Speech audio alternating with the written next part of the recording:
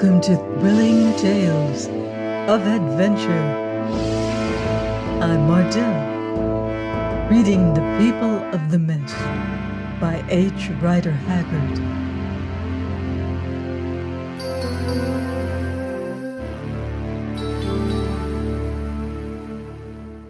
Chapter 8. The Start. Food was their first consideration, and to provide it, Leonard bade Otter cut the lump of raw meat into strips and set them upon the rocks to dry in the broiling sun. Then they sorted their goods and selected such of them as they could carry. Alas, they were but few: a blanket apiece, a spare pair of boots apiece, some calomel and sundries from the medicine chest, a shotgun and the two best rifles and ammunition, a compass, a water bottle, 3 knives, a comb, and a small iron cooking pot made up the total. A considerable weight for 2 men and a woman to drag across mountains, untraveled plains, and swamps. This baggage was divided into 3 loads, of which Soa's was the lightest, and that of Otter weighed as much as the other 2 put together. "It was nothing," he said. "He could carry the 3 if need were." And so great was the dwarf's strength that Leonard knew this to be no idle boast. At length all was prepared, and the articles that remained were buried in the cave, together with the mining tools. It was not likely that they would ever return to seek them. More probably they will lie there till thousands of years hence they are dug up and become priceless relics of the Anglo-African age. Still, they hid them on the chance. Leonard had melted the fruits of their mining into little ingots. In all, there were about 100 ounces of almost pure gold, the price of 3 men's lives. Half of these ingots he placed with the ruby in the belt about his middle, and half he gave to Otter, who hid them in his bundle. Leonard's first idea was to leave the bullion, because it entailed the carrying of extra weight. But he remembered in time that gold is always useful, and nowhere more so than among Portuguese and Arab slave drivers. By evening, everything was ready, and when the edge of the moon showed above the horizon, Leonard rose and, lifting his load, fastened it upon his shoulders with the loops of hide which had been prepared, Otter and Soa following his example. It was their plan to travel by night, so long as the state of the moon served them, for thus they would escape the terrible heat and lessen the danger of being observed. "Follow me in a few minutes," said Leonard to Otter. "You will find me by the donga." The dwarf nodded. A quarter of an hour later, he started also with Soa, and found his master standing bareheaded by his brother's grave, taking a mute farewell of that which lay beneath before he left it forever to its long sleep in the untrodden wilderness. It was a melancholy parting, but there have been many such in the African fever belt. With one last look, Leonard turned and joined his companions. Then, having taken counsel with them and with the compass, he set his face to the mountain and his heart to the new adventures, hopes, and fears that were beyond it. The past was done with. It lay buried in yonder grave, but by the mercy of God he was still a man, living beneath the sunlight, and the future stretched away before him. What would it bring? He cared little. Experience had taught him the futility of anxieties as to the future. Perchance a grave like those which he had left. Perchance wealth, love, and honor. Whatever the event, he would strive to meet it with patience, dignity, and resignation. It was not his part to ask questions or to reason why. It was his part to struggle on and take such guerdon as it pleased Providence to send him. Thus thought Leonard, and this is the right spirit for an adventurer to cultivate. It is the right spirit in which to meet the good and ill of life, that greatest of adventures which every one of us must dare. He who meets them thus, and holds his heart pure and his hands clean, will lay himself down to sleep without a sigh or a regret, when the mountain, swamp, river, and forest all are traveled, and the unknown innumerable treasure, buried from the olden time far out of reach of man's sight and knowledge, at last is opened to his gaze. So Leonard started, and his hopes were high, notwithstanding the desperate nature of their undertaking.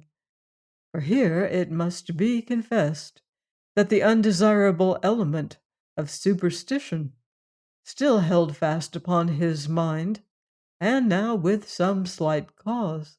Had not his brother spoken of wealth that he should win by the aid of a woman?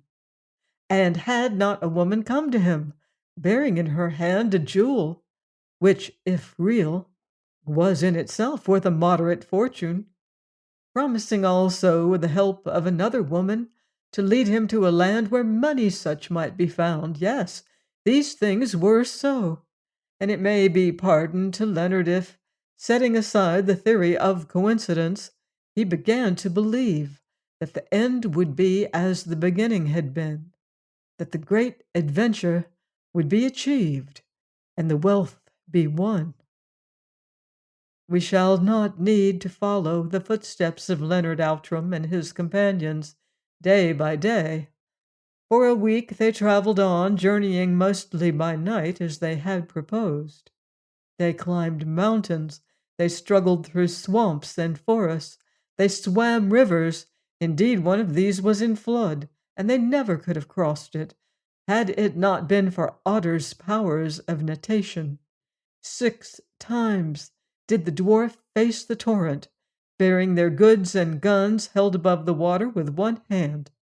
On the 7th journey he was still more heavily weighted, for with some assistance from Leonard he must carry the woman Soa, who could swim but little. But he did it, and without any great fatigue. It was not until Otter was seen stemming a heavy current that his vast strength could be measured. Here, indeed, his stunted stature was a positive advantage, for it offered the less surface for the water to act upon. So they traveled forward, sometimes hungry, sometimes full of meat, and even of what were better of milk and corn, for the country was not entirely deserted. Occasionally they came to scattered kraals, and were able to obtain provisions from their peaceful inhabitants in return for some such trifle as an empty cartridge of brass.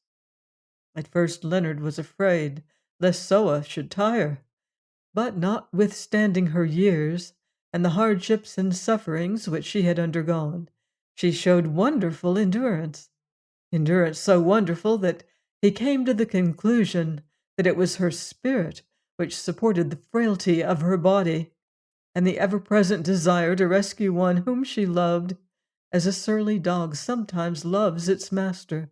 However this might be, she pushed forward with the rest, rarely speaking except to urge them onwards. On the 8th night of their journey, they halted upon the crest of a high mountain. The moon had set, and it was impossible to go further. Moreover, they were weary with long marching. Wrapping themselves up in their blankets, for here the air was piercingly cold, they lay down beneath the shelter of some bushes to sleep till dawn. It was Otter who woke them. "Look, Bass," he said to Leonard, "we have marched straight. There below us is the big river, and there, far to the right, is the sea." They looked. Some miles from them, across the great plain of bush that merged gradually into swamp, lay that branch of the Zambesi which they would reach. They could not see it, indeed, for its face was hid by a dense cloak of soft white mist that covered it like a cloud. But there it was, one at last, and there, away to the eastward, shone the wide glitter of the sea. flecked with faint lines of broken billows, whence the sun rose in glory. "See, Baas," said Otter when they had satisfied themselves with the beautiful sight. "Yonder, some 5 hours' march from here, the mountains curve down to the edge of the river. Thither we must go, for it is on the further side of those hills that the great swamp lies where the yellow devil has his place. I know the spot well. I have passed it twice." They rested till noonday, but that night, before the moon rose, they stood on the curve of the mountain, close down to the water's edge. At length she came up and showed them a wonderful scene of desolation. Below the curve of hills, the mountains trended out again to the south, gradually growing lower till at last they melted into the skyline. In the vast semicircle thus formed ran the river, spotted with green islands, while between it and the high ground, over a space which varied from 1 mile at the narrowest to 20 miles in width at the broadest of the curve, was spread a huge and dismal swamp, marked by patches of stagnant water, clothed with reeds, which grew to the height of small trees, and exhaling a stench as of the rottenness of ages. The loneliness of the place was dreadful. Its waste and desolation were appalling, and yet it lived with a life of its own. Wildfowl flew in wedges from the sea to feed in its recesses. Alligators and hippopotami splashed in the waters. Bitterns boomed among the rushes. And from every pool and quagmire came the croaking of 1,000 frogs. "Yonder runs the slave road, or yonder it once ran," said Otter, pointing to the foot of a hill. "Let us go and see," answered Leonard. "We can follow it for a while and camp." They climbed down the hill. At its foot, Otter cast backwards and forwards among the bushes like a hound. Then he held up his hand and whistled. "I thought so," he said as the others drew near. "The path is still the same. Look, Baas." As he spoke, he broke down the branches of a creeping bush with his strong foot. Among them lay the moldering skeleton of a woman, and by her side that of a child. "Not long dead," said Otter phlegmatically. "Perhaps 2 weeks. Ah, the yellow devil leaves a spoor that all may follow." Soa bent over the bones and examined them. "One of Mavoom's people," she said. "I know the fashion of the anklets." Then they marched on for 2 hours or more, till at length they came to a spot where the trail ran to the edge of the water and stopped. "What now, Otter?" said Leonard. "Here the slaves are put on boats, Baas," the dwarf answered. "The boats should be hidden yonder," and he pointed to some thick reeds. "There, too, they weed the corn, killing out the weakly ones, that they may not be burdened with them. Let us go and look." They went, Otter leading the way. Presently he halted. "The boats are gone," he said, "all except one canoe, but the weeds lie in a heap as of old." He was right.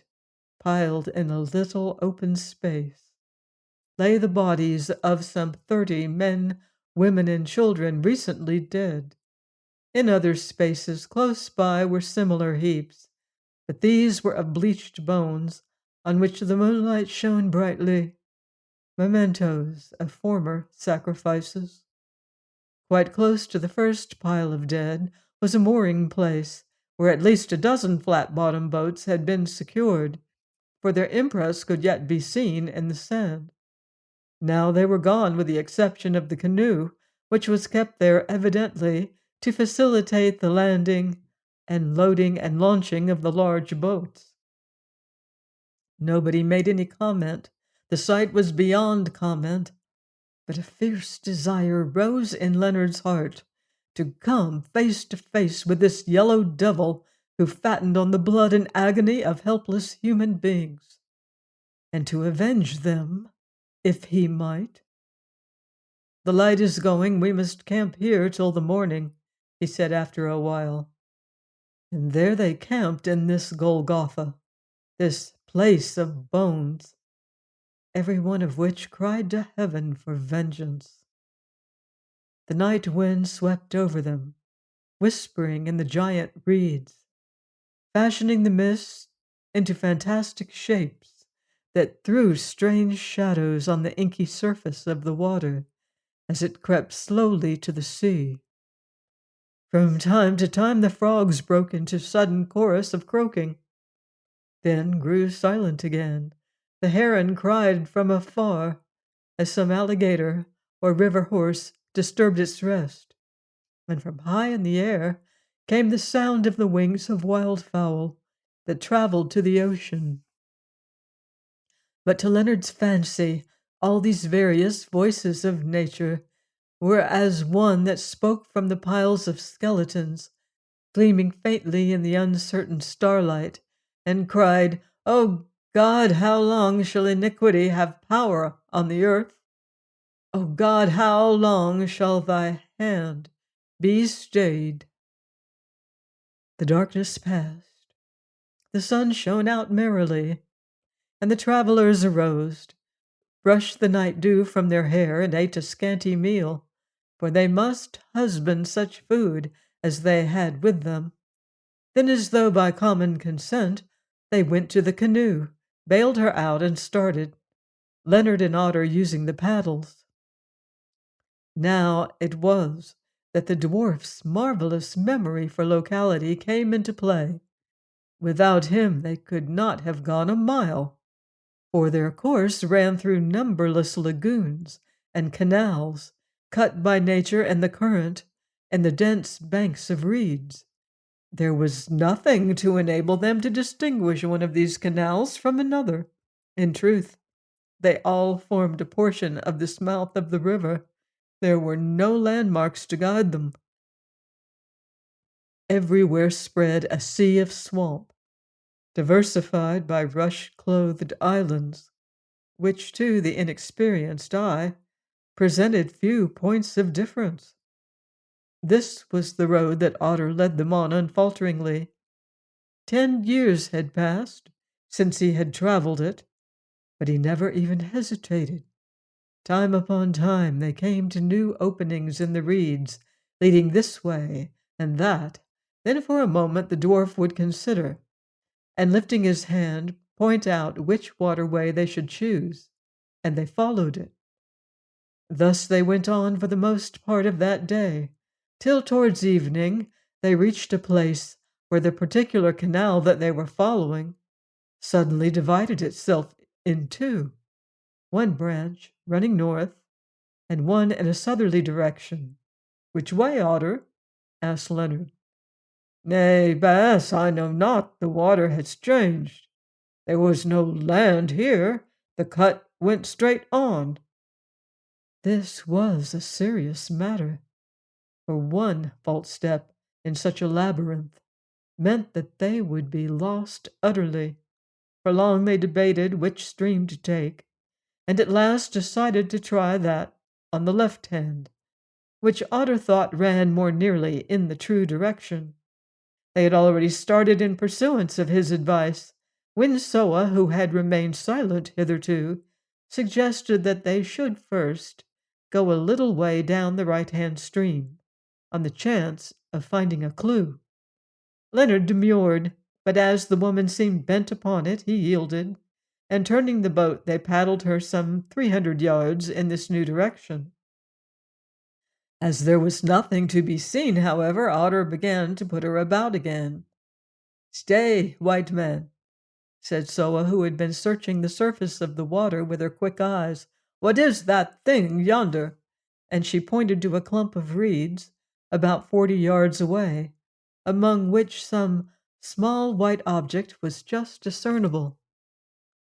"Feathers, I think," Leonard answered, "but we will go and see." In another moment they were there. "It is paper, Bass," said Otter in a low voice. "Paper stuck on a reed." "Lift it carefully," answered Leonard in the same tone, for his anxiety was keen. How came it that they found paper fixed to a reed in such a place as this? Otter obeyed, laying the sodden sheet on the thwart of the canoe before Leonard, who with Soa examined it closely.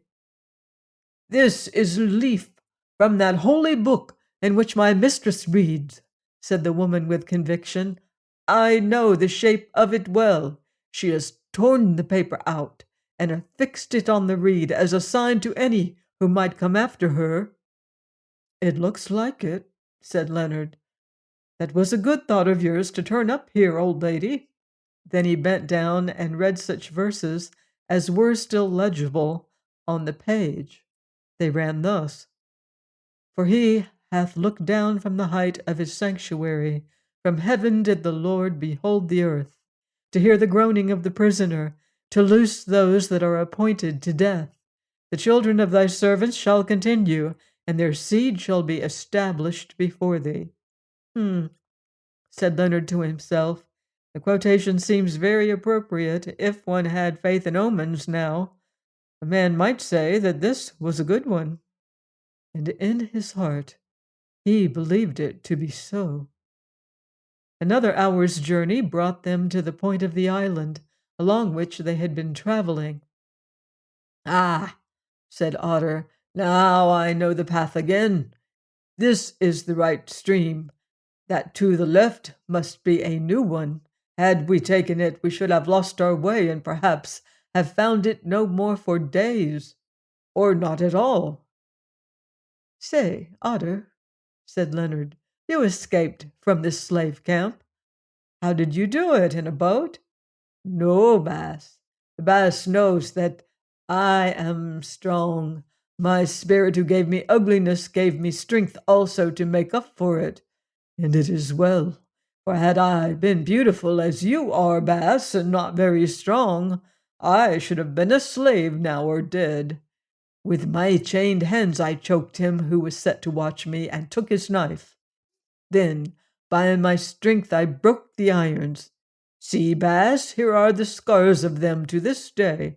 When I broke them they cut into my flesh, but they were old irons that had been on many slaves, so I mastered them. Then as others came to kill me, I threw myself into the water and dived, and they never saw me more. Afterwards I swam all the way, resting from time to time on the islands, and from time to time running along the shore where the reeds were not too thick, till at length I escaped into the open country. I traveled 4 days to reach it, and most of that time I was in the water." "And what did you feed on?" "Roots and the eggs of birds." "And did not the alligators try to eat you?" "Yes, one, Baas, but I am quick in the water. I got upon the water snake's back. Ah, my spirit was with me then, and I drove the knife through his eye into his brain. Then I smeared myself over with his blood, and after that they did not touch me, for they knew the smell and thought that I was their brother." "Say, Otter, are you not afraid of going back to this place?" "Somewhat, Baas, for there is that hell of which you white people talk. But where the Baas goes, there I can go also. Otter will not linger while you run. Also, Baas, I am not brave, no, no, yet I would look upon that yellow devil again, yes, if I must myself die to do it, and kill him with these hands." And the dwarf dropped the paddle, screaming, "Kill him! Kill him! Kill him!" so loudly that the birds rose in affright from the marshes.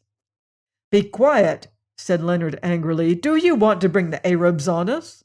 But to himself he thought that he should be sorry for Pereira, alias the Yellow Devil, if once Otter found a chance to fly at his throat. Please join me next time for another exciting chapter of The People of the Mist by H. Rider Haggard, here on Thrilling Tales of adventure.